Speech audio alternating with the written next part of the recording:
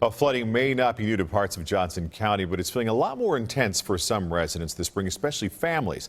Today, Lindsay Shively met some of them. She's live in Leawood Park now. Lindsay?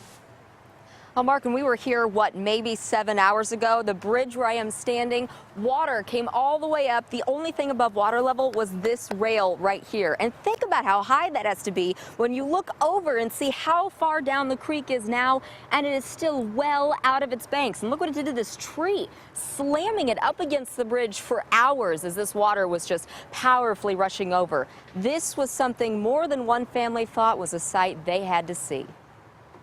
Okay, good. Days like this, Look at all that mud. stick with you. I've never seen that much water before there.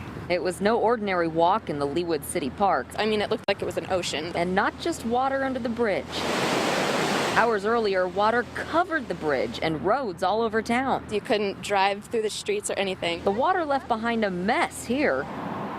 But at Deer Creek Golf Course, it took the bridge too. I've been in a business 21 years. I've never had to replace a bridge. The 10th hole is now a par 3 instead of 4. The course rerouted. The day's tournament rescheduled. We've been scrambling around today. It's just a lot of water. It's kind of freaking me out because I'm like, am I going to fall in it? Am I going to fall in it? And I'd be like, oh my gosh. Mother Nature made a lasting impression. It's scary and cool at the same time.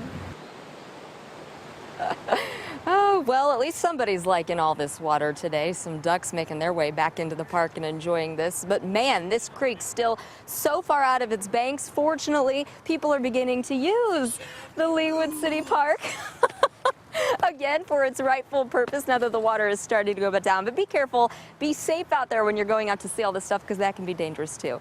Lindsay Shively, 41 Action News.